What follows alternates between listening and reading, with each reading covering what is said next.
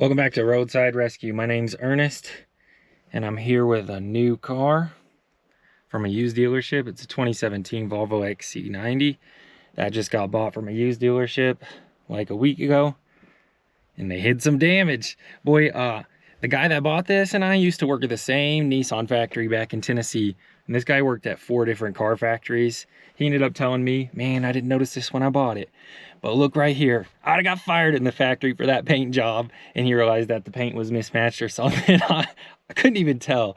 He's got a real good eye for that stuff. I just worked on assembly line stuff. Apparently for some of the 4 different factories he was in quality control, so he knows what to look for. He just missed some front end damage. I've got some parts with me. Let's find out.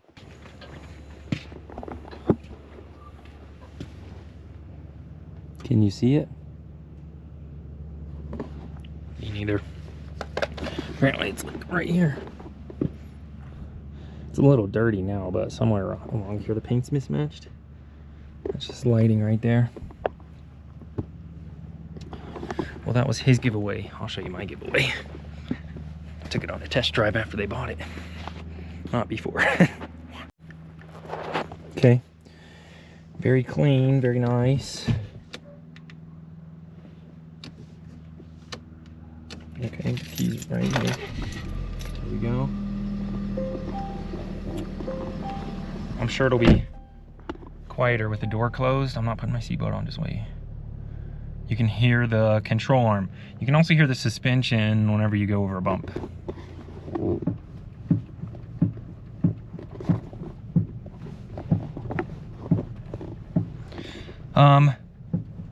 Yeah, it sounds louder on drive mode. You hear it?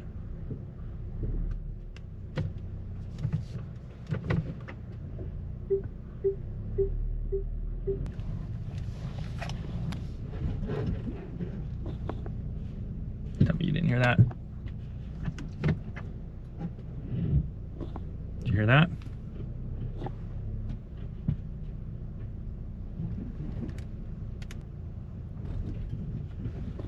All right, the first one was louder. Once it was driving down the road and actually hitting potholes, it was like twice that loud every time. Squeaking like that in the front when the suspension loaded up. So I said, yo, because I could feel what and hear what sounded like the control arm, that popping, and you know, when you turn the wheel and you go from drive to reverse and it clicks and pops, I'm like, I think it's your control arm. And then I took it on a test drive, and when I went over bumps, I was like, no, I think it's your suspension. That's not good. This bad boy has air ride. It was like $1,000 shot. All right, so anyways, I heard the popping when I was going over bumps and turning, and then I heard the shock. This was a few days ago. I got the parts. I want to get this jacked up, and hopefully my battery will take a charge. I've been having problems with this GoPro battery, so hopefully I can film this well. If not, I've got a couple of batteries I can hook it up to with and carry it around. Let me jack this up and show you what I found when I looked at the control arm. Oh yeah, by the way, I would not have recommended this car if I went to look at it. Here's an obvious sign it was in a crash. This is what I'm about to show you though. Forgot to show you that too. I remembered about the coolant leak and I popped the hood. Then I remembered about something else, bro. Rats.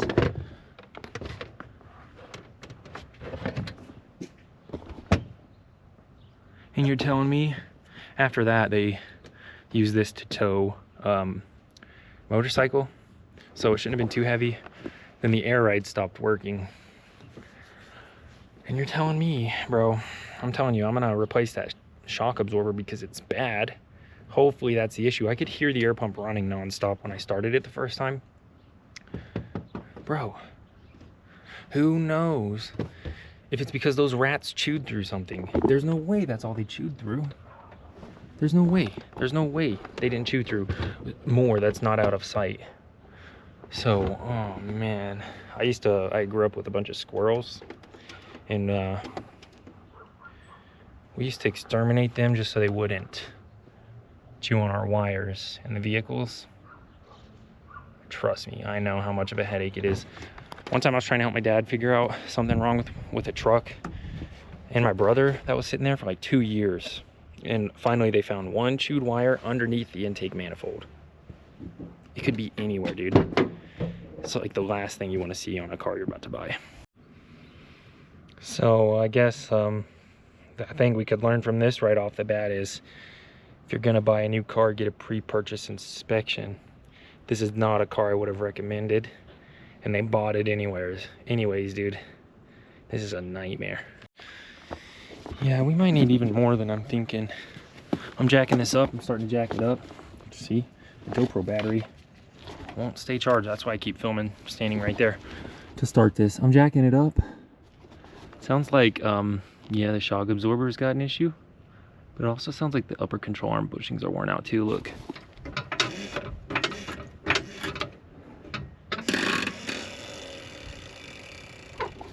Could be just the shock absorber.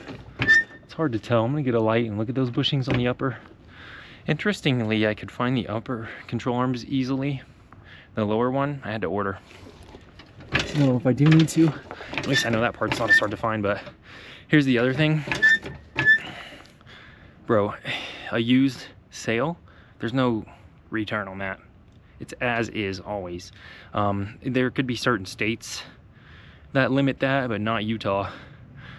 Fortunately, that used dealership offered to pay for part of this repair I'm doing, so I'm not gonna bash them yet, but I don't like what I'm seeing. But at least they said they're taking care of part of it, or the customer's talking to them. I just had to get them a estimate for them, and now I'm wondering if it should have been a little bit more. I actually think this guy used to work for Volvo too. Why do we have these little caps on the lug nuts? That's how you know you're dealing with a luxury vehicle. Goodness. Check that comment about lug nuts. We got wheel bolts. Volvo Volkswagen style, I guess. I should have thought of that. I wish you guys could see that. It says it's charging and it's just at 1%. It's been at 1% for the past 20 minutes. So I guess I'm gonna be filming with this for a little bit. Let's get this tire off, and I'll show you that control arm. All right. It's a little heavier than I thought. There it is. Can you see that? Broken bushing in there.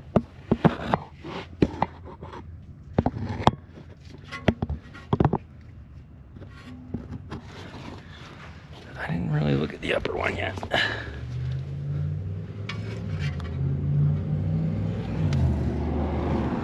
Yep, should have brought one of those too. Well, headlight adjusters. BMW does that too. Connects it to the suspension. Weird. Must work though. I already thought maybe I was gonna have to come back for those coolant hoses. There's like 7 options. I got a couple of hoses with me, and I was like, I'll do this first. I probably will still do it first. No. I think I need to remove the shock to do the upper control arm, so I don't want to do that twice. Maybe I'll just do lower control arm right now, investigate those coolant leaks, and have half as long to work on this as I thought. There's some of that coolant leaking. That's probably right under the turbo there, so I've got to figure that out too. I was just gonna dig in a little bit. I've never seen a rat chew through coolant lines, so that would be new. Let's find out. All right, that is the turbo that I showed you earlier with coolant on it. I've just been spending the last 10 minutes looking everything over real well before I get started. I should be able to do this lower control arm easy right now. And like I said, I think I want to come back and do the upper control arm at the same time as this shock later this week. I can probably get that upper control arm by tomorrow. And I don't think it's a coolant hose leaking. That's the 𝕮𝖆𝖊𝖏𝑑. Hopefully it's cooled, and that's just like an O-ring on the inlet or outlet. I don't see really any coolant above that, so I think I'm gonna do further investigation on that and the lower control arm right now, and then I'll come back probably tomorrow or the day after and do the rest. Even worse than I thought. It's bad. I'll show you the underside of that coolant leak real quick before I put this back up. This coolant, I don't remember. These little dots are coolant. That's how much it's leaking. Yeah, see, that's just water from snow. And that's, again, under the turbo. If you can see up past my finger, there's water coolant dripping off of a bolt going down to that. Looks like the oil outlet. I don't think that's what's leaking. I can see the metal above that's wet, so really hard to tell exactly where it's leaking. I think the inspection camera will tell me. Then I've got to undo this. There's a nut on the top I have to hold. There's a stud holding this side of the control arm in, so I know I'm gonna have to pick it up a little. That's what worries me. These two, no nuts on the top. I've got this bracket to hold the ball joint, so where's that? What's that ball joint connected to? Do I have a ball joint too? Yes, I do. So I can just take this, unbolt this. It comes with a new ball joint and this, and it should be a pretty simple swap. I think it was like 1.1 hours. Let's get started. All right, that was well designed. I don't know if there's a nut on the other side there, but I was able to get everything out with just the impact wrench. This is the last thing holding on by just a little bit. So let's pull that out and see if I can fandangle this out of here.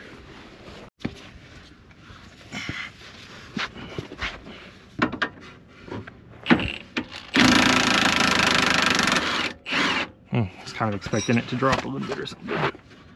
Anticlimactic. Get out. There you go. Oh yeah, it's not even connected to the shock because I already unbolted that. I forgot. Easy peasy, boy. Just the upper control arm I'm picking up. Ball joint holding it on. See how it's got little inset sleeves. What are those called?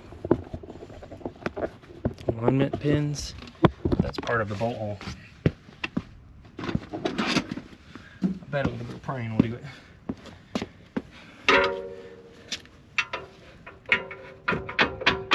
Maybe a lot of bit of prying. Maybe some tapping. I think I'm about to find out.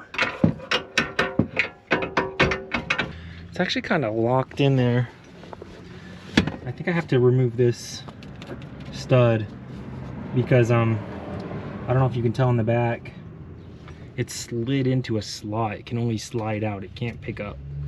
I'll have to show you when I get it out, but what? Weird. I might cut it if I can't pop it out and just replace it with a bolt and a nice washer.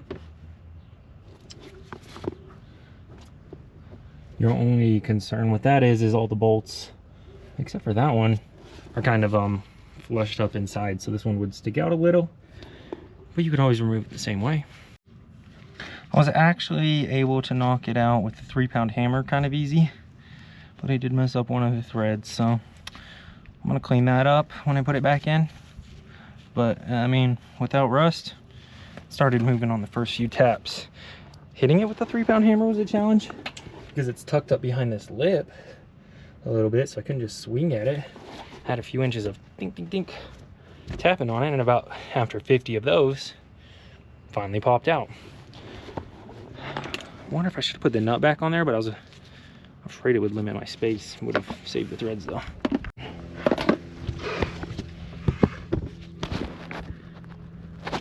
Okay, let's try this now.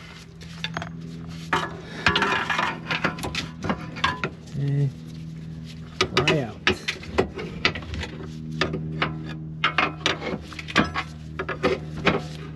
Come out wherever you are. Get out.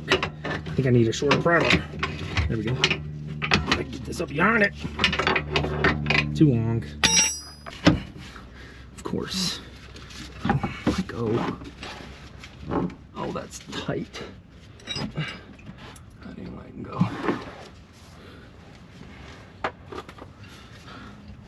So I do this. Respectfully, let go. It's not yours anymore. It's mine. Get out. Respectfully, get out. Jeez. Oh. Wait.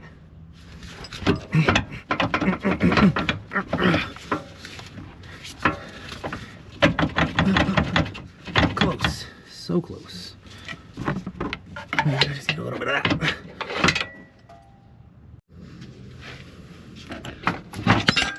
Got it. Took a couple more minutes than I thought.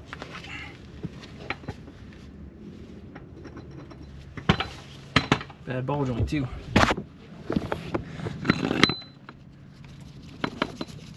Not very good. Not bad, but not good.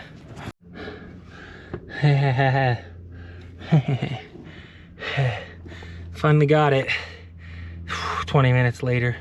Oh, I have a black eye? Or is that just a shadow? Anyways, had to jack it up to make that flat, then jack it down and up and down and up and wiggle it and put a bolt in there and take it out. But it's in there, as you can see. So hopefully like 10-15 minutes to bolt it up. Then I'm gonna dig around at that turbo and then come back tomorrow probably. Okay, got these threads fixed. Didn't have a file, so I did my next favorite thing and just sanded off the tip basically. Round it down a little. You see that? And make sure all those threads look even around the time you're done. Boom. Yeah, I mean, good thing I'm coming back anyways, because had to have cross-threaded or stripped right there. So I'm gonna come back with a bolt, full shank bolt with just some threads on the last inch. I've already got the measurement for that hole, and I'll come back and it's stripped, cross-threaded in there. I'm not going to tighten it up anymore. It's decently tight, so I'm not worried about that coming out. But that's, I mean, you know, the next time somebody touches that, it's going to be a big problem. So on this side, rather than have those threads that are in this part of the shock holder right there, the shock arm fork, I'm just going to put a nut, some washers on the end of that, and just run a full shank bolt. That's the same size as that hole all the way through. So I'm going to do that when I come back.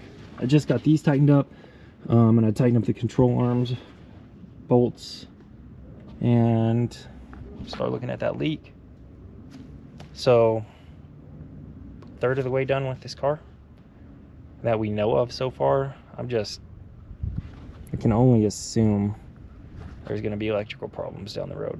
By the way, when I was under there, I saw a rat chewing on the insulation all the way behind the motor. So, like I said, that's how they get up there, is from underneath. There's no way they just chew stuff on the top. Never mind about that cross threading. That tightened up just fine. It just wasn't all the way tight. Yeah. So I was just seeing the first few kind of gummed up threads come through, and then when I really didn't tighten up, I thought, oh, it must have stripped out or something at some point.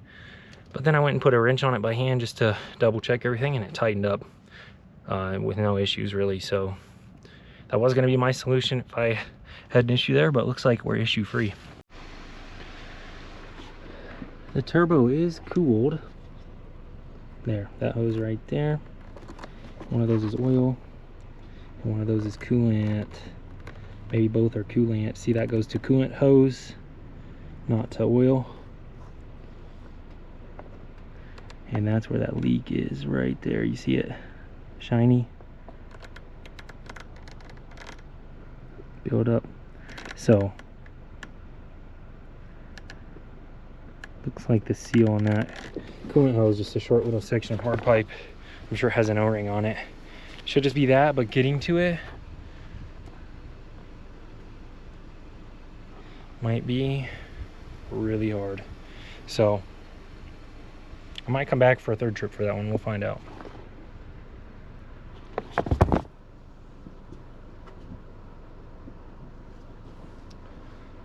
And I can check it out well when I'm doing the suspension here again next time. Tomorrow maybe.